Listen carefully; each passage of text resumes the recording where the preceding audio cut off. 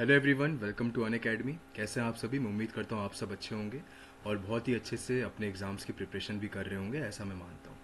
तो दोस्तों, आज का एक वीडियो आप लोगों के लिए एक बहुत ही इन्फॉर्मेटिव वीडियो होने वाला है, जो मैं आपको यहाँ आज बताने वाला हूँ। तो आप सबसे रिक्वेस्ट है कि इस पूरे वीडियो को एंड तक देखिएगा, क्योंकि बहुत ही कॉमन चीज़ें हैं जो आपसे अपनी प्रिपरेशन के दौरान या अपने टेस्ट देने के दौरान या अपने पेपर को देते वक्त हो सकती है। ठीक है? तो जो लोग अपनी प्रिपरेशन अभी कर रहे हैं उनको तो ये वीडियो बिल्कुल देखना चाहिए। जो अपने अपकमिंग एग्ज़ाम्स की प्रिपरेशन करने वाले होंगे उन स्टूडेंट्स के लिए भी जो वीडियो होने वाला है ये बहुत ही बेनिफिशियल वीडियो है। तो जैसा कि आपने थंबनेल में भी देखा होगा कि आज का हमारा टॉपिक है कि जो कॉमन मिस्टेक्स होती हैं हमारी प्रिपरेशन के वक्त, हम उनको कैसे अवॉइड कर सकते हैं। अब मिस्टेक्स को अवॉइड करने के पहले सबसे पहले तो आपको ये मालूम होना चाहिए कि कौन कौन सी मिस्टेक्स आप लोग करते हो अपने प्रिपरेशन के वक्त या अपने एग्ज़ाम के टाइम पे।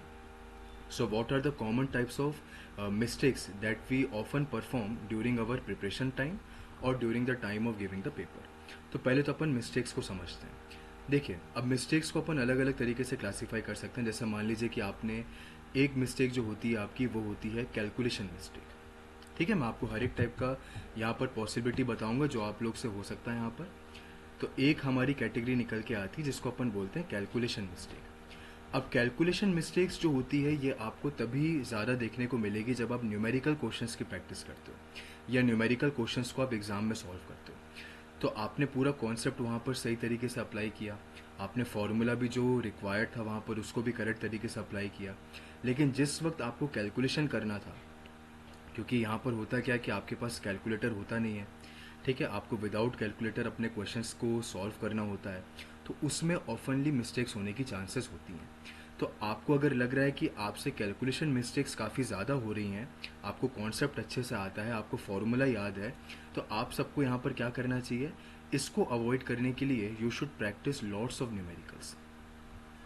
अब न्यूमेरिकल्स भी बहुत तरह के होते हैं। जैसे आप अगर मान लीजिए मेरी कोई क्लास लगाते हो, तो आपने क्लास में देखा होगा अपन हाई लेवल के न्यूमेरिकल भी करते हैं। इसके अलावा आपके जो एग्ज़ाम्स के PYQs हैं उसमें जो न्यूमेरिकल आए हैं वो भी मैंने आपको सॉल्व करवाए हैं। ठीक है, वहाँ पर भी अपन सब कुछ सॉल्व करते हैं। तो आपको जो न्यूमेरिकल्स की प्रैक्टिस करनी है अपने एग्ज़ाम को टारगेट करते हुए, वो सिंपल क्वेश्चंस की होनी चाहिए। सिंपल न्यूमेरिकल्स जो आपके फार्मूला ओरिएंटेड रहते हैं या जिसमें दो कॉन्सेप्ट इन्वॉल्व होते हैं एट मैक्स, उस टाइप के न्यूमेरिकल्स की आपको प्रैक्टिस करनी चाहिए, ख़ास तौर पे जो आपके एग्ज़ाम में आ चुके हैं या जो हमने क्लास में प्रैक्टिस की है। इसको करने से बेनिफिट क्या मिलेगा आपको? अगर आप बार बार इस टाइप के क्वेश्चंस की प्रैक्टिस करेंगे तो आपका जो कैलकुलेशन पार्ट है विदाउट कैलकुलेटर वाला, वो स्ट्रॉन्ग होता जाएगा और आप ऐसी मिस्टेक्स दोबारा नहीं करेंगे। तो आप कॉन्सेप्चुअली भी स्ट्रॉन्ग हो गए, आप मैथमेटिकली भी स्ट्रॉन्ग हो गए और आप कैलकुलेशन के पॉइंट ऑफ व्यू से भी स्ट्रॉन्ग हो गए।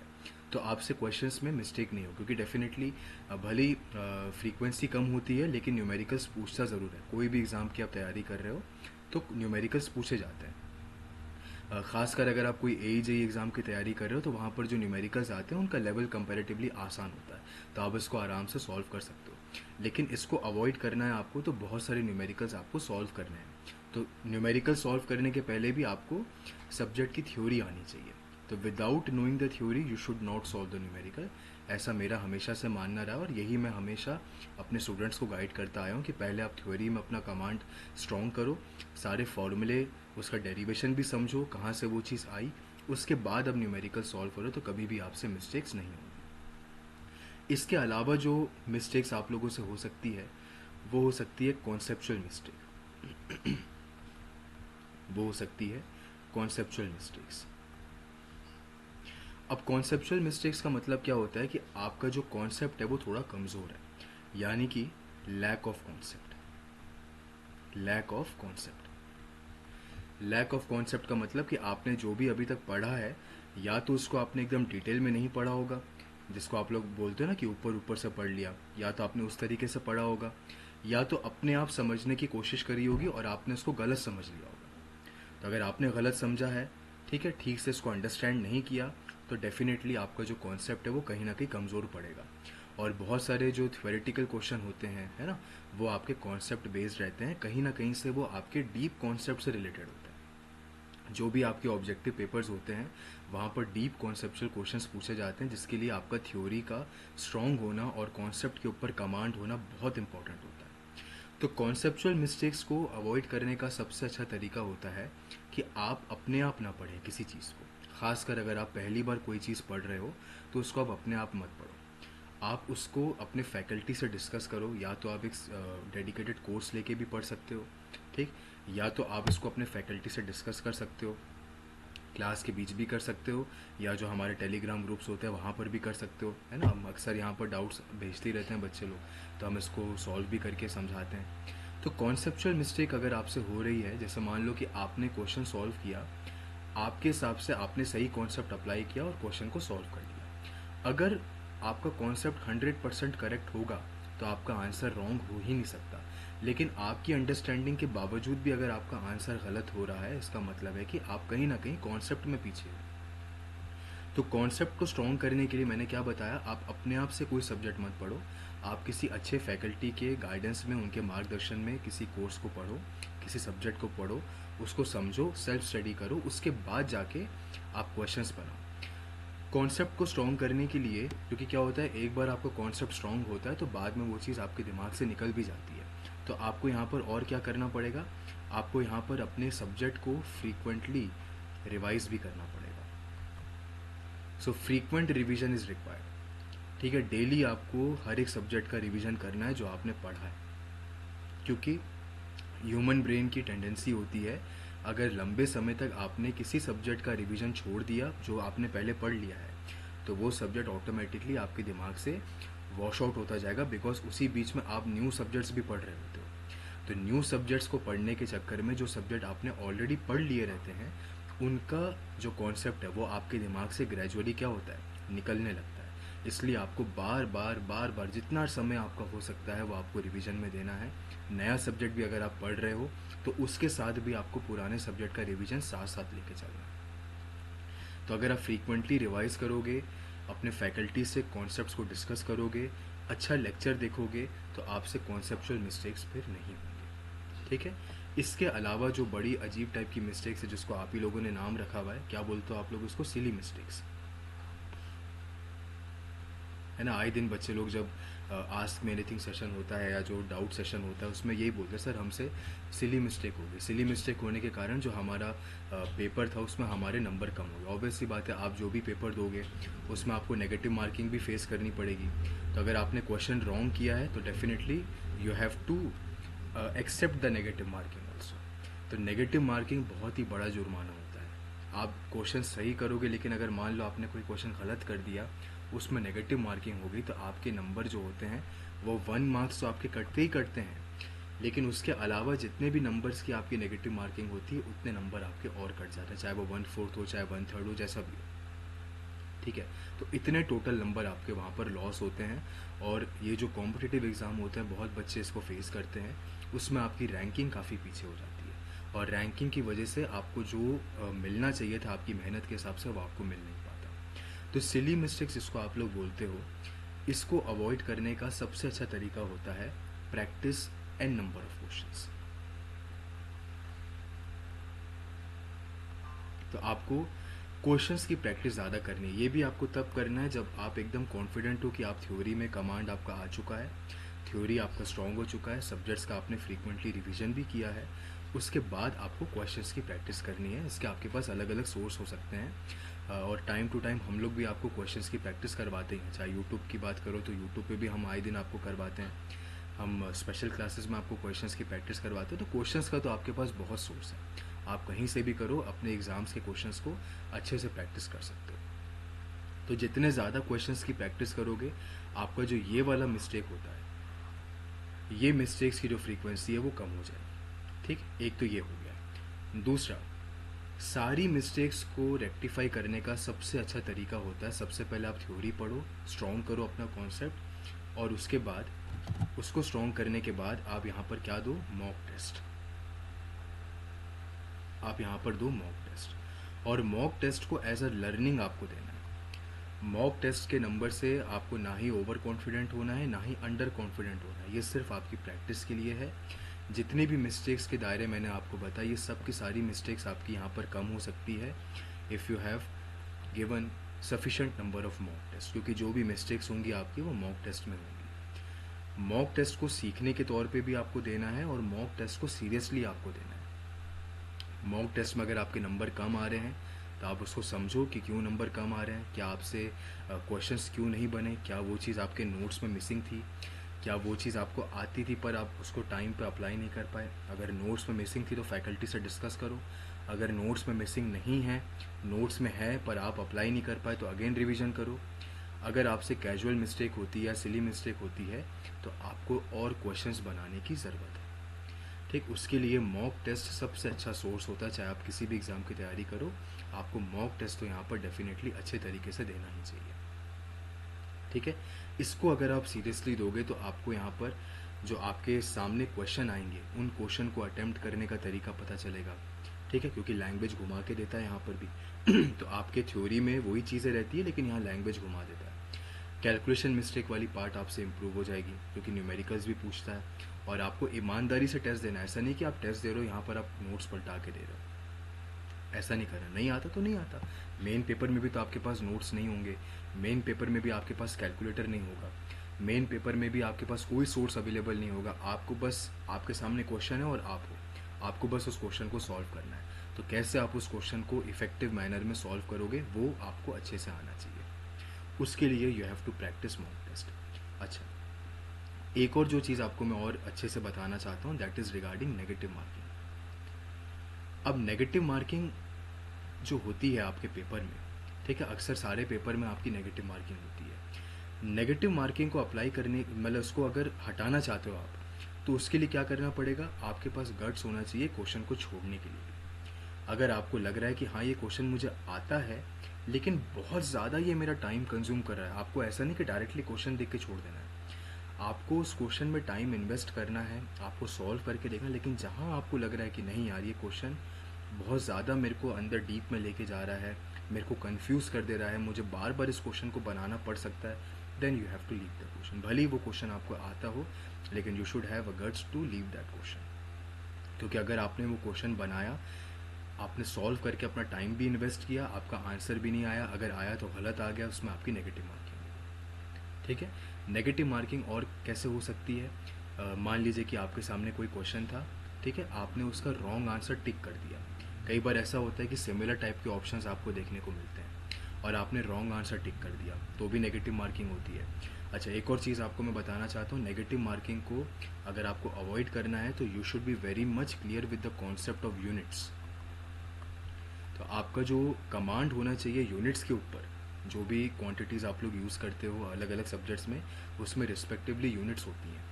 उन यूनिट्स का कॉन्सेप्ट आपका एकदम क्लियर होना चाहिए।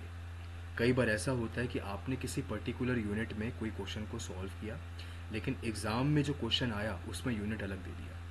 तो आपको एक क्वांटिटी को दूसरे यूनिट में कैसे कन्वर्ट करना है ये भी अच्छे से आना चाहिए। और ये मैंने लगभग आपको हर एक सब्जेक्ट में सिखाया है कैसे यूनिट कन्वर्जन करना है। तो यूनिट कन्वर्जन का कॉन्सेप्ट आपका स्ट्रॉन्ग होना चाहिए, उससे भी आपका नेगेटिव मार्किंग अवॉइड होता है। नेक्स्ट, आपके लिए सबसे इंपॉर्टेंट एक और चीज़ होती है मिस्टेक्स को अवॉइड करने के लिए, दैट इज़ टाइम मैनेजमेंट। जो अक्सर बच्चे पूछते हैं सर एग्ज़ाम में टाइम कैसे मैनेज करें, तो टाइम मैनेजमेंट के लिए आपको क्या करना होता है, जब आपके सामने क्वेश्चन आया, बिना यहाँ वहाँ की बातें सोचे आपको उस क्वेश्चन को बहुत ही अच्छे से रीड करना है। पहली बार जब आप रीड कर रहे हो तो भी आपको वर्ड टू वर्ड एक भी वर्ड मिस नहीं होना चाहिए। वर्ड टू वर्ड आपको उस क्वेश्चन को रीड करना है, उसके कॉन्सेप्ट्स को रिकलेक्ट करने की कोशिश करना और उसको सॉल्व करना है। क्वेश्चन पढ़ते ही अगर आपको समझ में आ गया कि ये क्वेश्चन आपसे नहीं बढ़ेगा, तुरंत आगे बढ़ जाओ। जैसे खासकर जो आपके फैक्चुअल डेटा वाले क्वेश्चन होते हैं, आपसे कोई स्टैंडर्ड वैल्यू पूछ लिया कि इस पर्टिकुलर क्वांटिटी की स्टैंडर्ड वैल्यू बताइए, ठीक है, अगर वो आपको पता है तब आप उस पर टाइम इन्वेस्ट करिए। अगर वो स्टैंडर्ड वैल्यू, वो फैक्चुअल डेटा आपको अगर नहीं पता है तो there is no use of spending time in that question. आप तुरंत उस क्वेश्चन को छोड़ के आगे बढ़ सकते हो, क्योंकि फैक्चुअल डेटा वाले क्वेश्चन अगर आपको उसका स्टैंडर्ड वैल्यू अच्छे से याद है तब तो अच्छी बात है, लेकिन नहीं याद है तो definitely it is not gonna help you. बिल्कुल भी आपकी वो हेल्प नहीं करेगा, आपको कोई मतलब नहीं रहेगा उसमें टाइम इन्वेस्ट करने का। आ रही सबको ये बात समझ में? तो you should be very much clear with that of the units, you should be very much clear with that of the time management concepts, और आपका जो सिली मिस्टेक्स जिसको आप लोग बोलते हो उसको अवॉइड करने के लिए you should practice an number of questions की ज़्यादा प्रैक्टिस करिए। जितना ज़्यादा आप क्वेश्चंस की प्रैक्टिस करोगे उतना आपको नए क्वेश्चंस यानी वही कॉन्सेप्ट के ऊपर जो न्यू क्वेश्चंस आते हैं उनको बनाने में कॉन्फिडेंस आएगा और आपसे जो मिस्टेक्स है वो भी नहीं होंगी। ठीक है, तो मिस्टेक्स को अवॉइड करने का सबसे बेस्ट तरीका है कि आप उसके ऊपर मॉक टेस्ट दो। लेकिन मॉक टेस्ट को भी बेटा ईमानदारी से देना चाहिए। मॉक टेस्ट को शॉर्टकट से नहीं देना चाहिए। उसमें आपको अपने नोट्स खोल के नहीं बैठना है, उसमें आपको ईमानदारी से क्वेश्चन को देखना है और क्वेश्चन का आंसर करना है। ये आपकी अप्रोच होनी चाहिए regarding any kind of mock test. ठीक है, और प्रिपरेशन जिस वक्त आप लोग कर रहे हो उसमें फैकल्टी के साथ टच बना के रखो। अपने डाउट्स को टेलीग्राम ग्रुप वगैरह में शेयर कर दिया करो, जिससे आपको कभी भी दिक्कत ना जाए अपने कॉन्सेप्ट को समझने के लिए। ठीक है, उसके लिए हम लोग आपके लिए बैचेस भी लेके आते हैं। अभी जो लेटेस्ट बैच हमारा आने वाला है 11 अक्टूबर से, उसकी जानकारी भी मैं आपको दे देता हूँ। तो जो लोग यहाँ पर प्रिपेयर करना चाहते हैं एसएससी जेई या आरआरबी जेई का, तो 50% ऑफ आपका अवेलेबल हो जाएगा हमारे सब्सक्रिप्शन के ऊपर। ठीक है, इसमें 11 अक्टूबर से हमारे बैचेस स्टार्ट हो रहे हैं। ये जो कॉम्बो बैच है इसमें आपको एसएससी और आरआरबी दोनों का सब्सक्रिप्शन मिल जाएगा एक ही कोर्स के अंदर। ठीक, इसका अगर मैं आपको प्राइस बताऊं तो 6 महीने का कोर्स अवेलेबल है आप लोगों के लिए और साथ ही में 12 मंथ्स का कोर्स भी अवेलेबल है। तो इसको अगर आप इतने प्राइस में परचेज़ करते हो तो यहाँ पर आपका SSC JE, RRB JE, technical, non technical दोनों चीज़ें यहाँ पर इंक्लूडेड है। Both of them is included over here. Clear है यहाँ तक सबको? ठीक है, both of them is included over here. Next, अगर मैं आपको बताऊं कि ये जो डिस्काउंट आपको देखने को मिल रहा है 50% का, इसको आप अवेल करना चाहते हो तो इसके लिए आप मेरा रेफरल कोड यूज़ कर सकते हो। तो मेरा रेफरल कोड है PARA13। तो this is my referral code which you can use to avail the maximum discounts. अब जो बच्चे यहाँ पर सिर्फ प्रिपेयर करना चाहते हैं आरआरबी जेई के रिस्पेक्ट में, तो जैसा मैंने बताया कल यानी 11 अक्टूबर से हमारा नया बैच भी स्टार्ट हो रहा है। मैं ही स्टार्ट कर रहा हूँ ये वाला बैच, जिसमें मेरा सब्जेक्ट स्टार्ट होगा बिल्डिंग मटेरियल्स, और जो मेरी क्लास है कल 11 बजे से स्टार्ट हो जाएगी। तो new subject is going to start from tomorrow 11 October from 11 AM। So I will be starting with building materials. You can join this batch. ठीक है, इस बैच को आप ज्वाइन कर सकते हो। इसको ज्वाइन करने के बाद आप कॉम्प्रिहेंसिव तरीके से अपने एग्ज़ाम्स की प्रिपरेशन कर सकते हो। और जैसा कि मैंने बताया कि हर एग्ज़ाम की जो प्रिपरेशन होती है वो एक सी होती है। एग्ज़ाम्स की प्रिपरेशन में कोई फ़र्क नहीं होता। ठीक, हर सब्जेक्ट यहाँ पर आपका सेम होता है हर एक एग्ज़ाम के लिए। तो बिल्कुल भी ऐसा नहीं सोचना कि अगर मैं आरआरबी की तैयारी कर रहा हूँ तो मेरी एसएससी की तैयारी हैम्पर हो जाएगी। मैं टेक्निकल सब्जेक्ट्स की बात कर रहा हूँ अभी। ठीक है, वो हैम्पर हो जाएगा, ऐसा हो जाएगा, ऐसा हो जाएगा नहीं। जब आप टेक्निकल सब्जेक्ट्स पढ़ रहे हो तो टेक्निकल सब्जेक्ट्स आपके एक जैसे होते हैं हर एक बैच के लिए या हर एक एग्ज़ाम के लिए। फ़र्क आता है आपके क्वेश्चंस के लेवल पे। तो कई बार ऐसा होता है कि जैसे गेट एग्ज़ाम की आप बात करो तो क्वेश्चंस का लेवल थोड़ा न्यूमेरिकल ओरिएंटेड रहता है। ठीक है, अगर आप यहाँ पर एसएससी जेई या एई जेई एग्ज़ाम की बात करो तो उसका लेवल थोड़ा अलग टाइप का आता है, उसमें थ्योरेटिकल क्वेश्चन ज़्यादा आते हैं। तो कहने का मतलब ये है कि आप जब यहाँ पर प्रिपरेशन कर रहे हो तो आपको थ्योरी तो सबकी एक जैसी पढ़नी है, क्वेश्चंस में फ़र्क आएगा। ठीक है, और वो भी हमने आपको सफिशेंट लेवल पे करवा रखे हैं। हर एग्ज़ाम के क्वेश्चन हम लगभग आपको यहाँ पर करवाते हैं। साथ में यहाँ पर कास्टिंग भी स्टार्ट हो रहा है आपका और बेसिक इलेक्ट्रिकल सर्किट भी स्टार्ट हो रहा है। टाइमिंग आप नोट कर सकते हो, मेरी क्लास 11 बजे से रहेगी और योगेश सर की क्लास 1:30 बजे है और प्रवीण सर की क्लास 4 बजे से। डिस्काउंट कोड मैंने आपको बता दिया PARA13। तो ये कोड लगा के अनअकैडमी के ऊपर किसी भी सब्सक्रिप्शन को आप मैक्सिमम डिस्काउंट्स में परचेज़ कर सकते हो। आपको हमेशा अच्छा डिस्काउंट मिलेगा। एसएससी जेई और ऑल स्टेट एई का जो हमारा टॉपर्स बैच है वो भी 11 तारीख से स्टार्ट हो रहा है, जिसमें आपका करंट अफेयर्स स्टार्ट हो रहा है। काफ़ी इंपॉर्टेंट है, काफ़ी बच्चों को डर लगता है इससे, तो बिल्कुल इस बैच को परचेज़ कर लो और जैसा आपको यहाँ पर सर पढ़ाएंगे वैसा एकदम अच्छे से पढ़ लो ताकि आपको कॉन्फिडेंस आ जाए इसमें। ठीक है, इंपॉर्टेंट होता है, वेटेज भी इसका काफ़ी अच्छा होता है। ठीक है, तो you can use this particular code. बाकी अगर आप कॉम्बो बैच ज्वाइन करते हो तो यहाँ पर तो आपको एसएससी जेई, एई जेई का और साथ में आरआरबी जेई का टेक्निकल, नॉन टेक्निकल दोनों मिल जाएगा। तो वो तो कंप्लीट आपका कोर्स हो ही जाएगा यहाँ पर। देन अगर मैं अनअकैडमी ऐप के फीचर्स बताऊँ आपको तो रेज अ हैंड ऑप्शन, आप क्लास में एजुकेटर से बात कर सकते हो to clear any kind of query. Class handouts, class polls, practice problems हमने आपको इतनी करवाई और इतनी आगे भी करवाने वाले हैं। और हर क्वेश्चन को अपन पोल्स के थ्रू करवाते हैं ताकि आपको रियल टाइम एग्ज़ाम एटमॉस्फेयर मिले। गिवन समय में आपको गिवन क्वेश्चन को सॉल्व करना है जो आपके एग्ज़ाम के पैटर्न को फॉलो करता है। Then you can also join the educator community ताकि आपको हर एक बैच की अपडेट मिल सके। और सबसे अच्छी बात है कि आप अनलिमिटेड नंबर ऑफ़ टाइम्स हमारे लेक्चर को देख सकते हो एकदम आराम से। ठीक है, जितने भी लेक्चर पिछले 2-3 सालों में हमारे हुए हैं उन सबको आप देखो, यहाँ पर प्रिपरेशन करो, कोई दिक्कत आपको नहीं जाएगी। जैसे ही आपको कोई लाइव वीडियो सेव होता है आप उसका PDF डाउनलोड कर सकते हो। एंड जितने भी हमारे एजुकेटर्स यहाँ पर आपको पढ़ाएंगे सभी टॉप एजुकेटर्स हैं, सभी हाईली क्वालिफाइड है, सबको अच्छा एक्सपीरियंस है। देन आपके RRB JEE CBT 1 की प्रिपरेशन को बूस्टअप करने के लिए हमने टेस्ट सीरीज़ भी लॉन्च करी है, जिसमें 3 टेस्ट हमारे अभी तक हो चुके हैं। नेक्स्ट टेस्ट हमारा 16 अक्टूबर को होने वाला है। तो आप यहाँ पर टाइमिंग देख सकते हो, 9 बजे का रहेगा। 90 मिनट का आपका पेपर है, जैसा आपका मेन पेपर भी होता है। 100 मार्क के क्वेश्चन यहाँ पर रहेंगे, और जो सिलेबस है वो भी आपके CBT 1 का सिलेबस है। जनरल अवेयरनेस, रीजनिंग, साइंस और मैथमेटिक्स। ठीक है, एग्जैक्टली आपके पेपर नंबर 1 को फॉलो करते हुए रहेगा, तो आप इसको बिल्कुल कर सकते हो। तो आपको मैंने बैचेस की जानकारी भी दी है, और आपको मिस्टेक्स को कैसे अवॉइड करना है ये भी आपको बताया। तो आई होप ये वीडियो आप लोगों के लिए बेनिफिशियल रहेगा। इस वीडियो को पूरा देखिएगा, शेयर करिएगा और अपनी प्रिपरेशन को बहुत अच्छे से करिए। So thank you everyone, may God bless you all, have a nice day.